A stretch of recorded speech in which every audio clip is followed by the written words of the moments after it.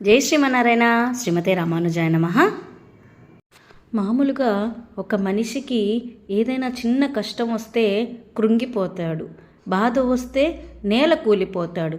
అది చిన్న ఇబ్బందినే ఎంతో పెద్ద ఇబ్బందిగా ఆ సమయంలో దాటేసేదాన్ని కూడా దాటకుండా ఎన్నో రోజులు దాని గురించి బాధపడుతూ ఉంటాడు ఒక మనిషి. అసలు కష్టాలు ఎలా పోతాయి? మా జీవితానికి తప్పదా? ఎవరికీ లేవు కదా, నాకే ఎందుకున్నాయి అని ప్రతి ఒక్కరూ అనుకునే విషయమే అన్నమాట. నా చుట్టుపక్కల వాళ్ళందరూ బాగున్నారే, నేనే బాలేదే అనే ఫీలింగ్ మనలో కలుగుతుంది. కానీ దాన్ని ఎప్పుడు మనం అధిగమించగలము?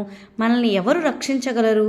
ఇప్పుడు మనం పూర్వజన్మ నుంచి ఎన్నో కర్మలు మూట కట్టుకొని ఈ జన్మలో మనిషిగా పుట్టాము. కానీ ఈ జన్మలో కూడా మళ్ళీ ఎన్నో కర్మల్ని మనకి తెలియక ఎన్నో తప్పులు చేయడం వల్ల మళ్ళీ అవి బ్యాగ్లో స్టోర్ అవుతూ ఉంటాయి.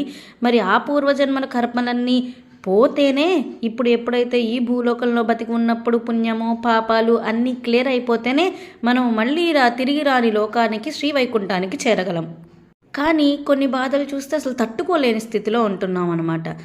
మనల్ని రక్షించగలిగేవాడు ఎవరు, రక్షించేవాడు ఎవరు? ఒకే ఒక్కడు, శ్రీమన్నారాయణుడు.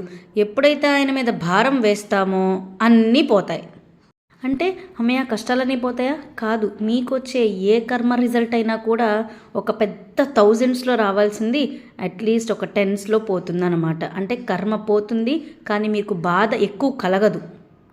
కనుక మనకి కష్టం వచ్చినప్పుడు దేవుణ్ణి ద్వేషించడం మానేసి అంతా మన మంచికే, స్వామే రక్షిస్తాడు, ఆయన మీద భారం వేసి మనకు తగిన సొల్యూషన్ని మనం వెతుక్కుంటూ చక్కగా ముందుకు సాగితే గనక ఆయనే మనకు ఒక దారి చూపిస్తాడు.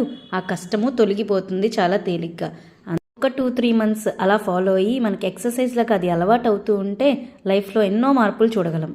లైఫ్ ఇంకా చాలా బాగా కనిపిస్తుంది అనమాట. అందుకుగా కష్టాలు కోరికల కోసం కాకుండా స్వామి కోసం గుడికి వెళదాం. జై శ్రీమన్నారాయణ. అడియేన్ రామానుజదాసి.